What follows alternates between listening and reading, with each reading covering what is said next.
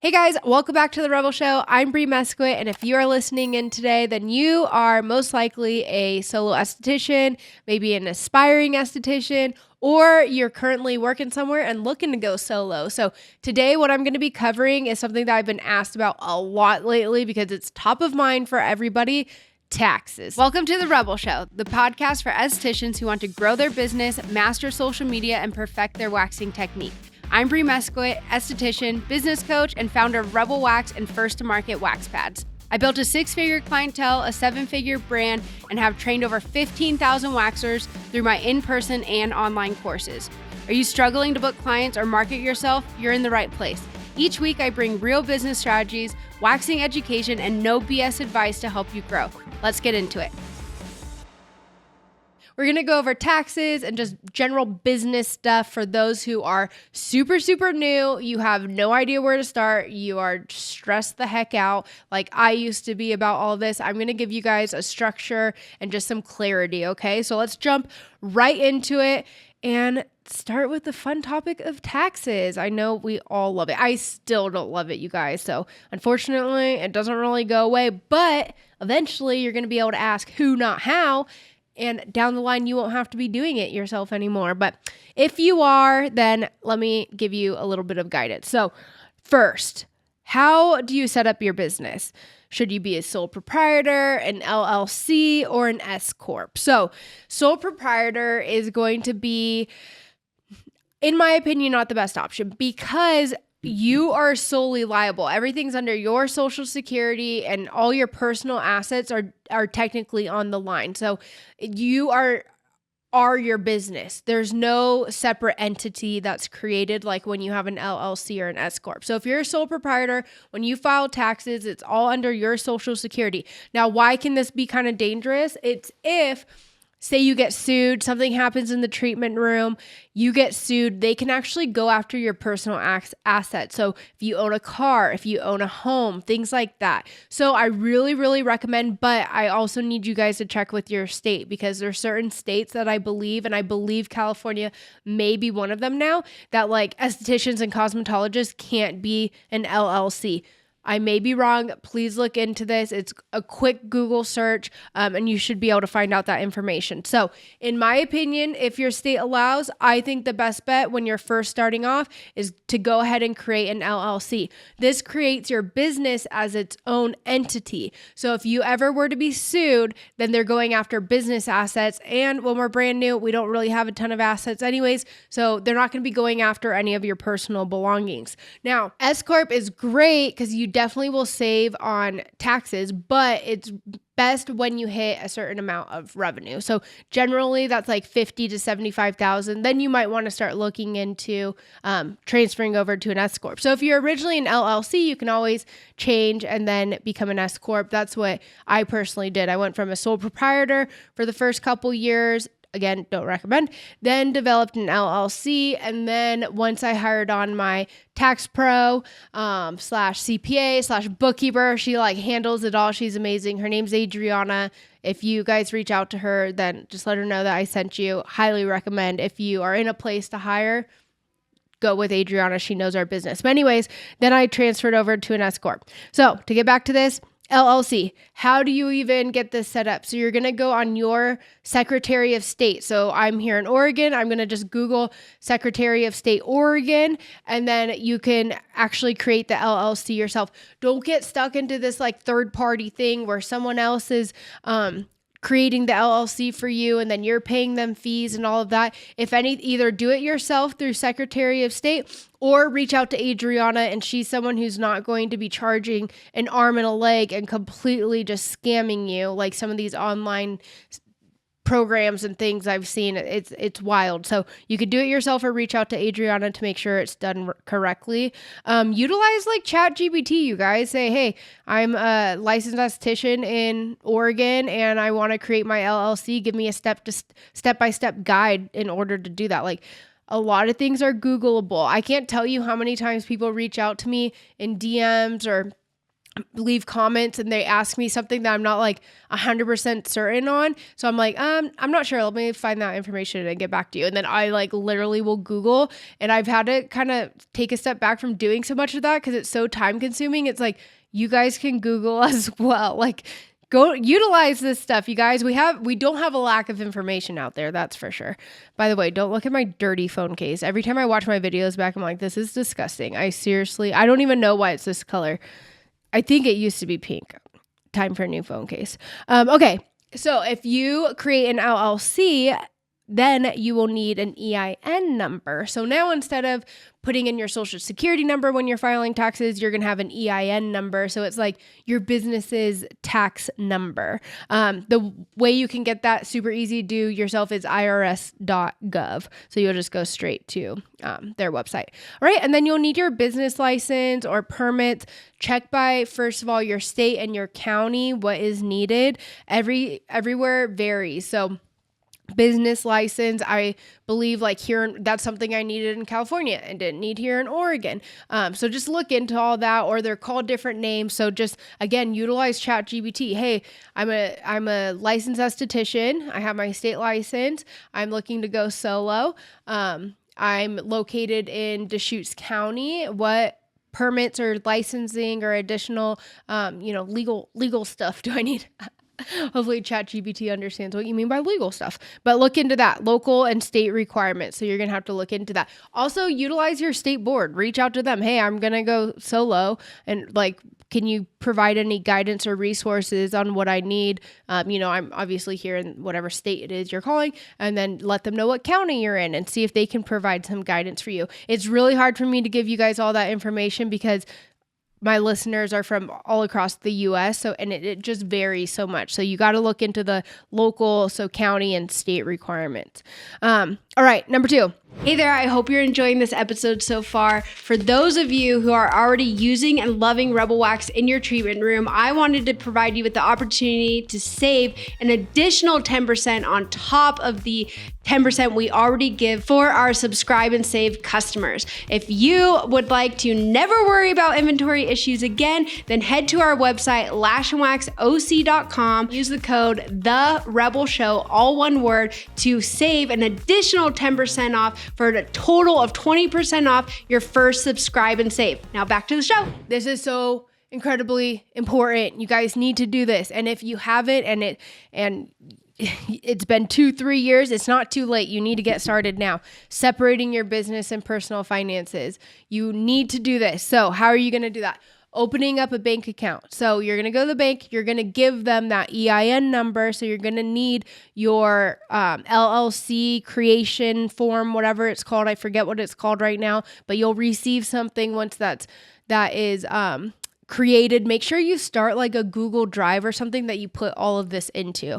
I was terrible about that. And then I was like going through my old emails and trying to find all this from the very beginning. Just be organized. Anytime you do anything, go ahead and put it into a Google Drive, link it just so you have everything in one place. So you're going to bring that to your bank. You're going to bring the EIN number. You're going to open up the business bank account, and then you'll receive your debit card. And then you can also look into a credit card if you qualify for one. I started personally just with a debit card, and then now I have one personal credit card and one business credit card, and that is it. I keep it. I never update like my income or anything because I don't want them to give me a higher limit because your girl will go crazy. So I keep it super low, and then I make sure I pay it off every month. But that's besides the point. I'm getting a little ahead of myself. First, we're focusing on opening a bank account, getting that debit card, and then you need to track everything. So anything you purchase for your business gets purchased with that debit card. Any income coming in from services, even like branding, affiliate codes, like any sort of income that is generated through your aesthetics business needs to get deposited into that bank account, and any expenses need to be paid with that bank account. And then what you're going to do is you're going to sign up for QuickBooks self-employment. You're going to connect the bank account, and then you're going to be able to go through and start tracking. So let me know in a future video if you guys want me to share with you my personal like categories that we have set up so that you know how to. Mine's going to be a little bit more complicated, so I'll probably skip on some, but I'll share with you the old categories I used when I was just purely client focused. Now we have a product line, we have a team. It looks a little bit different on our back end with our books, but I can go just with the general basics like your rent cost, your utilities, supplies, all of that. Let me know if you want me to dive a little bit deeper into that. This will be our general overview, and then I need you guys to let me know in the comments, what do you need more of? What do you need me to dive deeper on? You guys engaging with this is super helpful. First of all, it helps us get this in front of more estheticians and solo waxers that need this information. And then it better helps me know like what you guys are needing from me, because I'm not sitting here just to talk to a camera for the fun of it, to hear myself. I actually hate watching back my videos because I think I sound like a complete weirdo. But it just helps me to know what you guys need more of. So please do all the YouTube things for me, subscribe, the bell, all the things. It's really helpful. All right. Number 3, how much should we be putting aside? So it's really hard to know at first, especially year 1 of your business, because you don't know what your revenue for your first year is yet. So you don't know how to like try to, what we pay quarterly taxes. What do they call that when you're like guessing forward?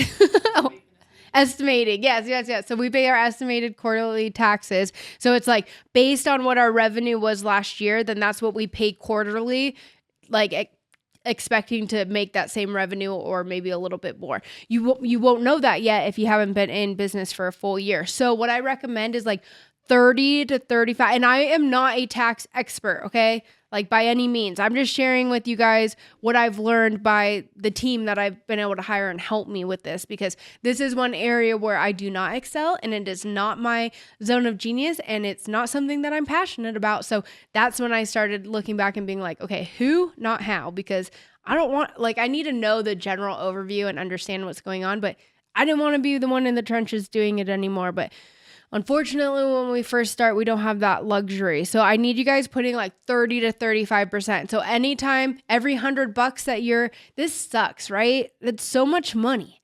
Like, it totally sucks. So every $100 in essence that you're making, you're putting $35 aside. So with your business bank account, it'd be wise to open up a second checking account. You can, on online banking, you can label like your account, just put taxes, and then and then have a cadence of this. So put it on your schedule. It's like every week I do that, or every day if you want to do it daily, or maybe once a month. So you'll look at your income for that month, and then you'll go ahead and make that transfer of that 30 to 35%.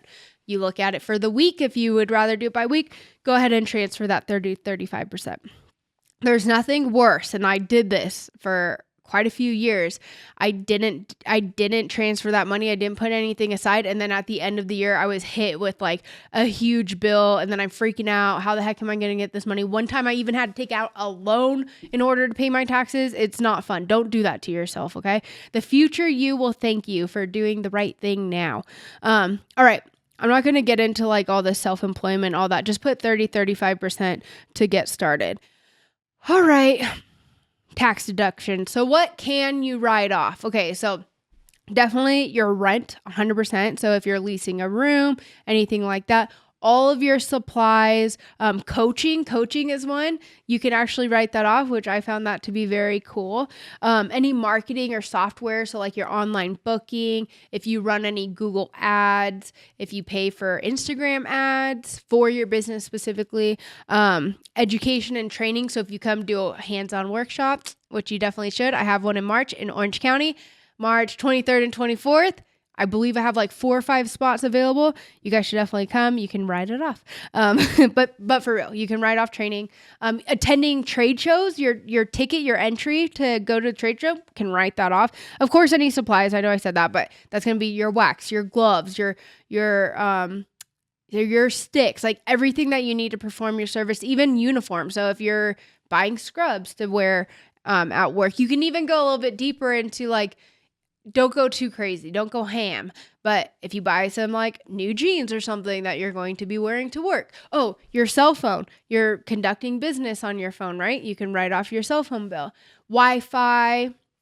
Trying to think of like any utilities. If you're responsible for electricity, gas, trash, water, anything like that. What else? Okay, so Ashley behind camera was talking about hair and nail write-offs. Okay, so Adriana, I asked her about this.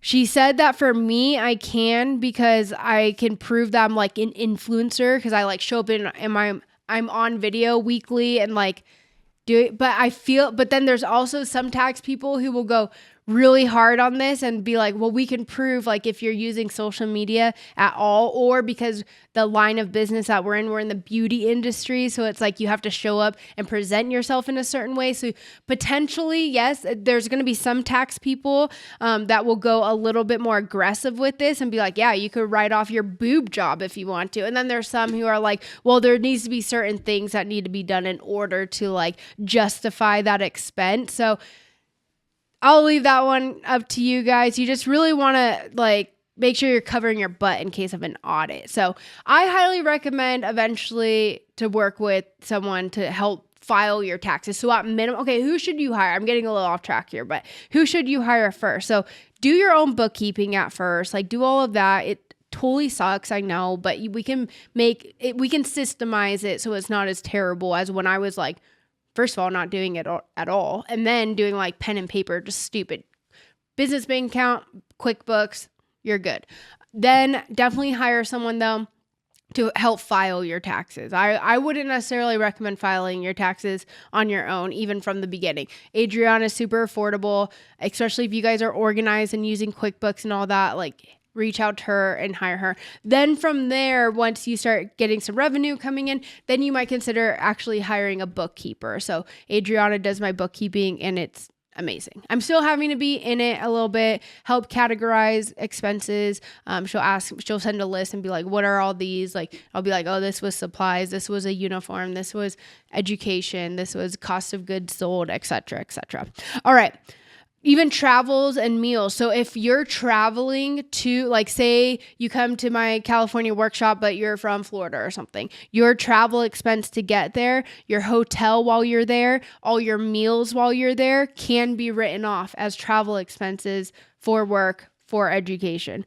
Phone, internet, we went over all that. Also, if you are working, if you have a home office and you're ever spending time in there working on social media content, maybe emailing or texting with clients to book them, going through your booking site, any of that, you can write off a portion of the square footage of your home office too. So this is another good thing. Utilize ChatGPT. Hey, I'm a solo esthetician. Give me some of the most common like write-offs for my business. Like, everything, again, is Googleable. And then ChatGPT makes things even like it takes it up a notch. It's kind of creepy, honestly, but hey, use it to your advantage. Okay.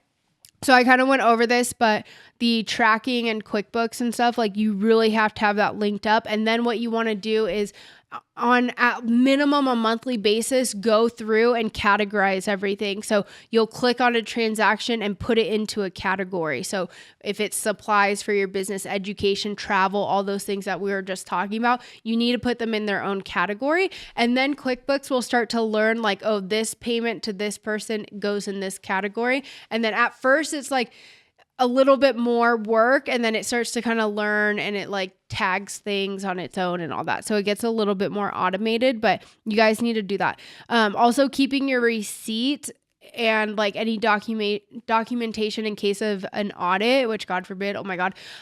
But what I do is so much stuff is online that I created a folder in my email that's like 2024 business receipts and then 2025 business receipts. So anytime if I buy something on Amazon, like stir sticks or something, I'll just like forward that email to that folder. And then if there was an audit, then at least like I have my receipts there.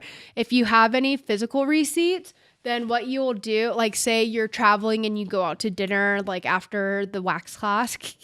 See what I did there? I'm trying to plug in my wax class. You guys should definitely join.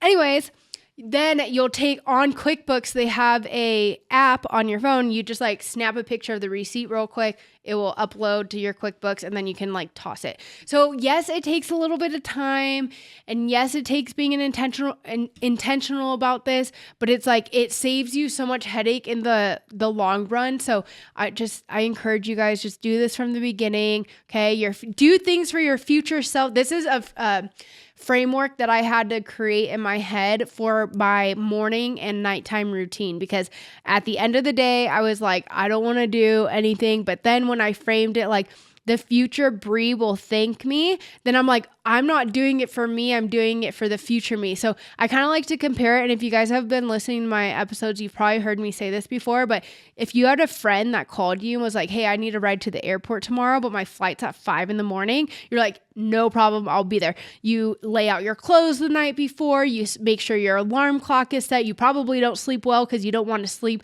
through your alarm. Like, you are set and ready because you committed to your friend to get them to the airport. We don't have that same commitment to ourselves. So this is you committing to yourself and your business because you signed up for this. Okay. Like it's not just all glitz and glam. Being a business owner is doing the unsexy, boring things on the back end too, if you want to be successful. Unfortunately, like 90, I would even argue that number is a little bit higher, like 90, I would say even 95% of people that go solo, especially in our industry, go solo, they don't make it. And it's because of things like this. And I know it's overwhelming and you have like that, where do I start? I don't even know what to do. The information's out there. I'm giving you the information. Now it's up to you to take action on it. So make your life easier. Do things that the future you is going to be thankful for. Taking a picture of receipt takes 30 seconds. I was going to say 2 minutes. It does not even take that long. It's so quick.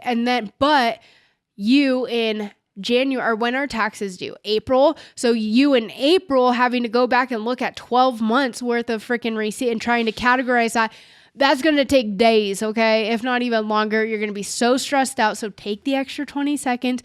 Be on top of this. We got to be mature adults. I'm talking to myself too because it's freaking hard to stay consistent with this. But it's just what our business needs in order to be successful, all right? Okay. Common mistakes are mixing your personal and business finances.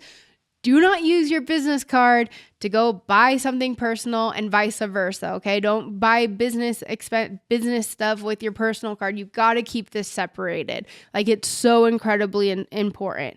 Also, underpricing ourselves is a mistake that I see often too, because not taking into consideration like all this back end stuff, having to pay taxes, the cost of your supplies and all of that. So real quick, and I think I'm going to do another episode on this, is how to figure out the price per service. One of the things, it's hard with waxing services because it's really hard to calculate exactly how much wax you're using per service. So what I liked to do was I actually would do, have a little 3x5 card, and I would fill a by 5 pound pot up all the way to the brim. And then I would try to use it until it was like bone dry. Every time I did a service out of that pot, I would write down the service and then I start tally marks. So if I did a brow wax, I wouldn't write brow wax 20 times. I just put brow wax and then start doing tally marks next to it every time I had a brow wax.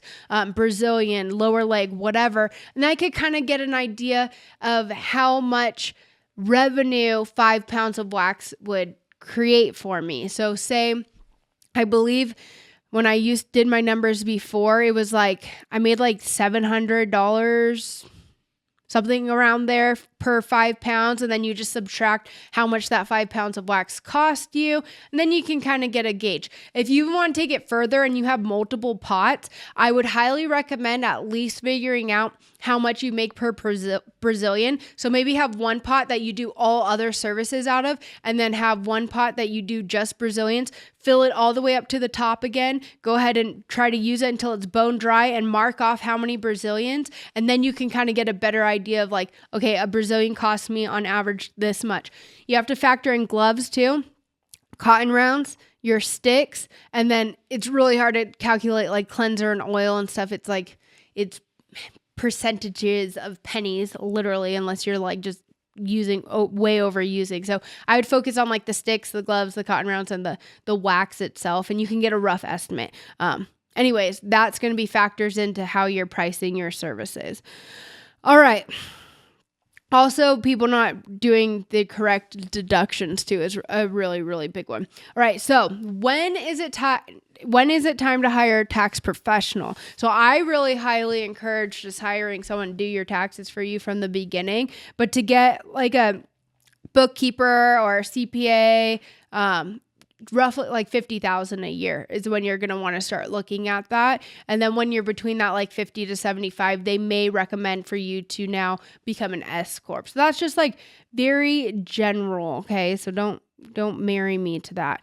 And they should though be paying for themselves in essence, because the amount of mistakes that you avoid, the money you save because you're actually writing off the right deductions and all of that, like even your mileage, like you guys talk to a tax professional on that though, because I've heard multiple different things. Like, yeah, it just varies so much. So it's really worth it to talk to someone as soon as you financially are able, because like I said, they're going to end up paying for themselves it's that whole ignorance tax thing, right? It's like the same thing I talk about when hiring a coach and mentor. It's like, you're not going to have to make those super costly mistakes because you're hired. It's that who, not how. It's like you're hiring, that's their profession. That's their specialty. So they'll be able to direct you into the right direction. All right, I think I covered pretty good for now. I know this is a lot. Let's go over final takeaways though. Creating your business entity. So like doing the LLC is going to be super important. Check with your state. You want to open up that business bank account, okay, and have at minimum one checking account, preferably two, so you have one for putting aside your taxes. You're going to sign up for QuickBooks, connect your bank account and QuickBooks, super important. You need that EIN number. And then before you open up the business account, and then reach out to Adriana if you want to set up a consultation and see what she recommends for you too. And if you're ready to move forward and hire her, highly recommend, unless this is your passion and you signed up for becoming an esthetician and a business owner in order to be an accountant too. Hey, there's some of you out there that really enjoy this. But if not, then reach out to Adriana. Also, question for you guys though. We actually recently hired a CFO. Sounds so fancy. It's really wild. He's a fractional CFO. So he works with other businesses too, but still, I'm just like, it sounds really cool and fancy and I'm very excited about this. Anyways, he's going to be visiting us in March, so next month. And I think it would be really awesome to be able to sit, like I said, this isn't my strong suit, hence us hiring out. And I fired myself from that position. But do you guys have questions for him? If you do, let me know in the comments. You could even reach out to me and DM me on Instagram. I'll start a list, and I think it would be really fun to sit down with him and kind of interview him and be like, hey, what do they need to know? Like, we'll answer whatever questions you have, okay? All right, well, I hope this was helpful. Please subscribe, turn on notifications, share with a friend. I have a big goal. I have a big goal for this year. Within the next 90 days, I would like to reach 75,000 of you guys. So I'm throwing it out there. We're at like 50 something. I think it's super obtainable. I just was sitting in my room. I actually got like super hyper fixated on all of like YouTube stuff this past weekend. I was laying in bed and just going through, because at first I was looking for myself because we're building Rebel Wax Studios clientele. And I'm like, am I missing anything? Is there anything I'm not doing? I'm like, let me just look up like how to build a clientele, like, and see if there's anything I'm missing. Like, I know I teach on this stuff, but doesn't mean I'm end all be all. Like, other people might have creative ideas that I haven't thought of. There was like, I couldn't find much, you guys. Like, I'm seeing the need for this education. I did a poll on my Instagram, like, what are you guys needing help with? And the majority was business tips and growth and just like all that stuff. So I want to be that source for you guys. So super helpful if you guys can just let people know that I exist and I'm here on YouTube, Instagram. Not super active on TikTok. Those are the two platforms I feel like you can get the most value from me. And then let us know if you have any special requests, okay? Happy to be of service. So, all right, thank you guys. I'll see you back next week, and I hope this was helpful. We'll talk soon. Bye.